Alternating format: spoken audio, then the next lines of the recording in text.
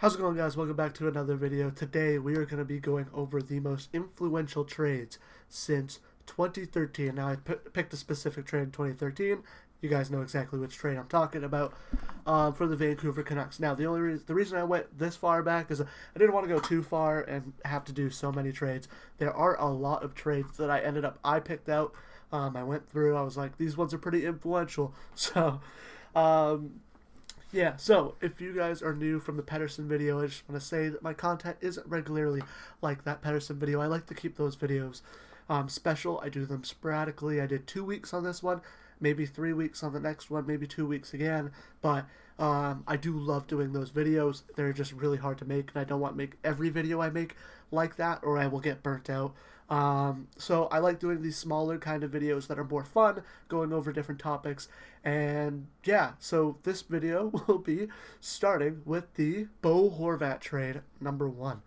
So in the 2013 draft, the Canucks traded Corey Schneider to the New Jersey Devils in exchange for the 9th overall pick in the 2013 draft that they ended up selecting Bo Horvat with. Now, this was awesome to watch one at the draft floor. Well, I wasn't there, but like to see Gary Bettman go, I think you're going to want to hear this. That was an awesome moment for the draft, and it was a great trade. Schneider was good, but he was never really as good as he was on the Canucks after he left. Corey Schneider, apologies. See, a little off the board. I just got to go see, because I'm 90% sure. When he left for the New Jersey Devils, he put up a .921. He did pretty good his first year, his second year, his third year. But then he started to fall off after 3 seasons. And injuries, I think, got to him near the end of his career. And he had a pretty good career. And he started really good with the Devils. I will say, he finally got that starting role and did really well. But it fell apart. And the piece that ended up staying hot was Bo Horvat and the Vancouver Canucks.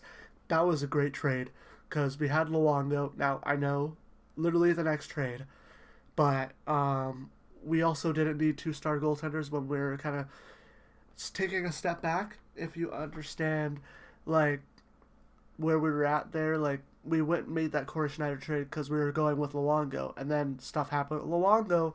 So let's hop on to the next trade. We traded Roberto Luongo and Steven Anthony in exchange for Jacob Markstrom and Sean Matthias. Now, Sean Matthias was like a bit of a depth center for us. He played for 2 seasons, and then he left, so not that big of an impact. Luongo played a couple, he played pretty long with the Florida Panthers. Steven Anthony, I'm not sure about. And Jacob Markstrom, that's the one that turned into a hit there, because Jacob Markstrom ended up being one of the best, was probably the best piece that we got for that deal, because he became a really good goaltender, and then we ended up losing him for nothing. So, yeah, this trade, now we have nothing from it, but if you were talking like 2019, 2020, it looked pretty good for Vancouver. But now, another piece from that 2011 team that is gone in 2014, this one in the offseason, Ryan Kessler was traded to the Anaheim Ducks along with a 3rd-round pick for a 1st-round pick, Lucas Pizza, Nick Bonino, and a 3rd-round pick. Now, these picks, I don't know what they ended up turning into. I know there's some of them that I've done research on, so I know, right? The only one it says is Bo Horvat. So, the 3rd-round picks, I don't know what they turned into. I know what the 1st-round pick turned into. I'll get into that for a second. Lucas Pizza was a bad contract. I'm not sure if we signed it or not.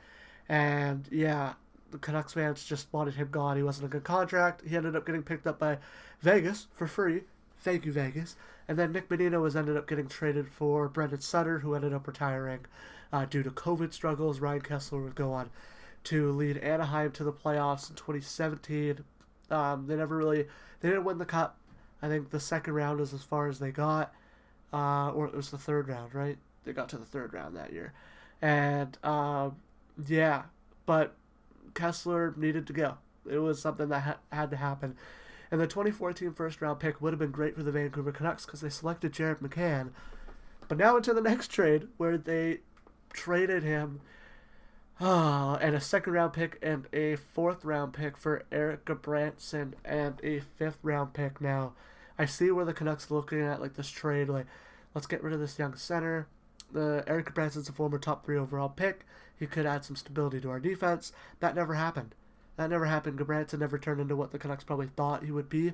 Now, granted, Jared McCann didn't turn into the player that we thought he would be on Florida, but he ended up playing a little bit better on Pittsburgh, and then he ended up playing a little bit better with he ended up playing way better with Seattle. He got traded to Toronto and then picked by Seattle in the expansion draft, and he really, I'd say broke out. I'm not too sure. I wasn't paying too much attention. I was like, I know Jared McCann was not playing the best hockey in Florida. I could be so wrong. I could have been, delusional. 28 points in 68 games, 18 points in 48 games. I mean, it's a step up to what he was playing in Vancouver. And then he had that 35 point and 32 point seasons, 32 points, 43 games with Pittsburgh, and they went over to Seattle, 50 in 74, 70 in 79, 62 and 80, 62. He really stepped up his game. And he's now a trade piece that the Vancouver Canucks could look to go add, but they would cost a lot. Eric Branson, I think we ended up trading him for Tanner Pearson. Yeah, we ended up trading him for Tanner Pearson. So then we got Tanner Pearson, who was pretty good, and then we ended up trading him for Casey DeSmith, and we traded a pick with him for Casey DeSmith, and then Casey DeSmith ended up leaving free agency, so we have nothing from that trade.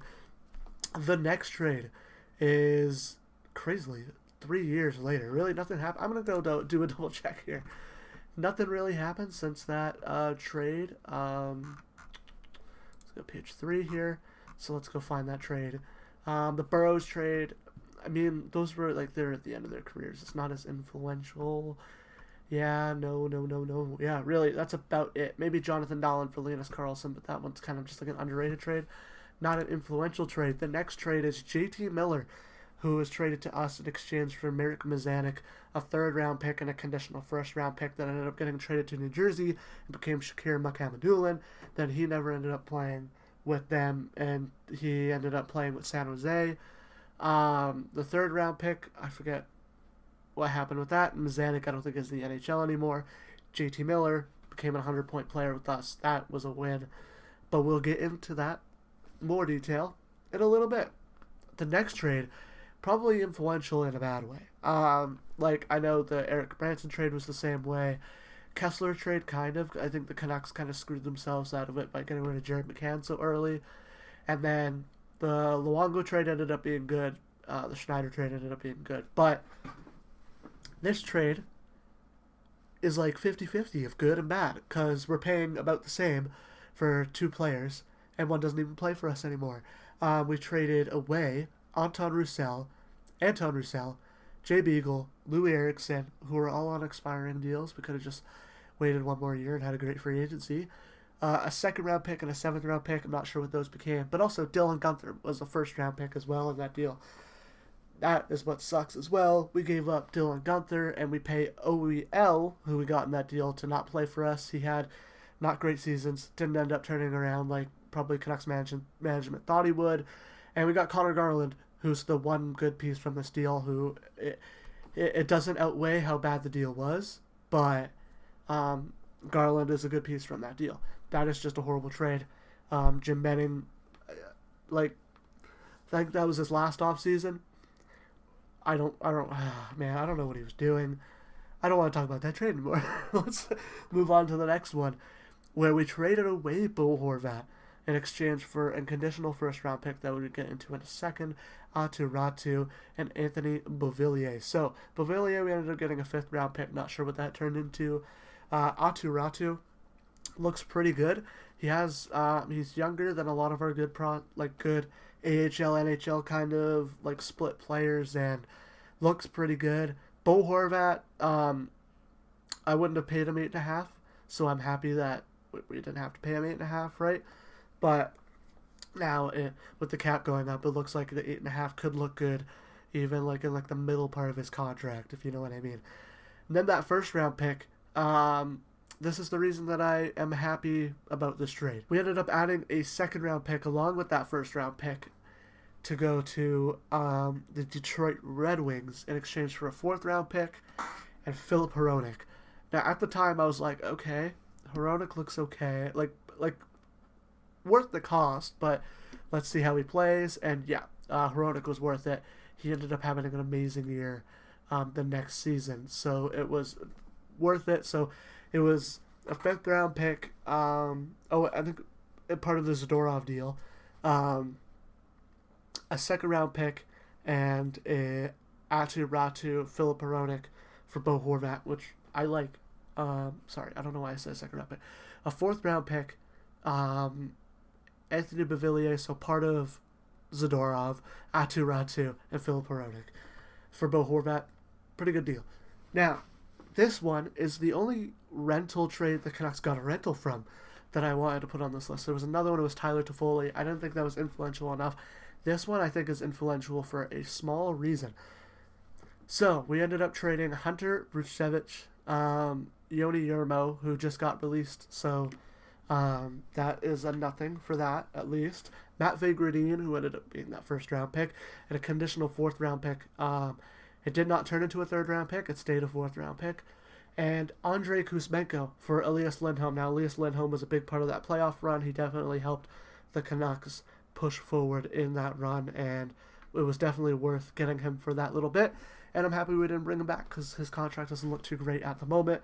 4th round pick, not sure what that was. Matt Vagradine, which could be the one bad part about this deal. Bruchevich, I think he played on the Wranglers last season. He looks to be pretty good, probably max out at a top 4 offensive defenseman. I wish we had him, but also we're pretty good on defense, so I'm happy that we got rid of him. I know a lot of Canucks fans were not happy at the time, but Willander, DPD, Mancini, we're pretty stacked in terms of younger D-man, and we have 5 defensemen ahead of them at the moment. So, yeah, Andrei Kuzmenko, though. This is why I think the trade was so influential. I think that Kuzmenko and Pettersson's relationship definitely helped Pettersson. Kind of seen when Kuzmenko got dealt that Pettersson started to go through it a little bit. Maybe that's when Miller's tough teaching really got to him. I forgot to include this in the Pettersson video. I do think that is a big reason.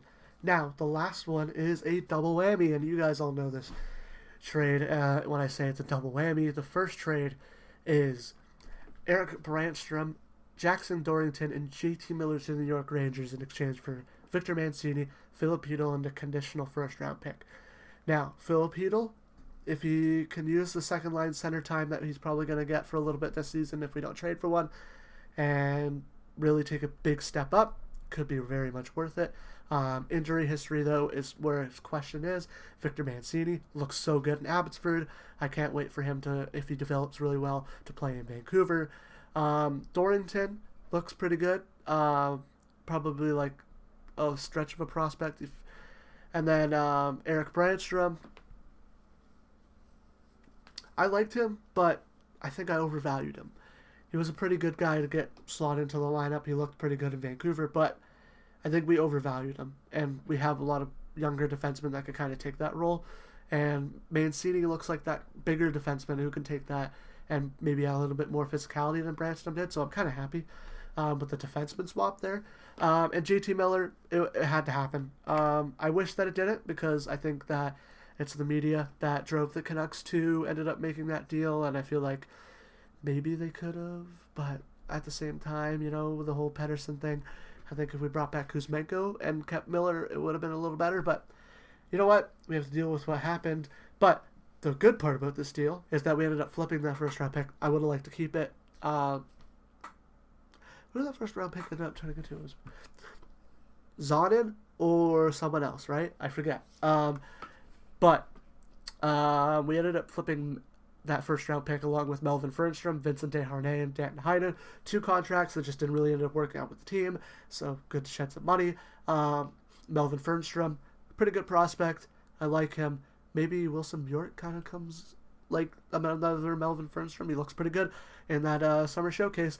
And the 1st round pick that either turning into Zonin or someone else.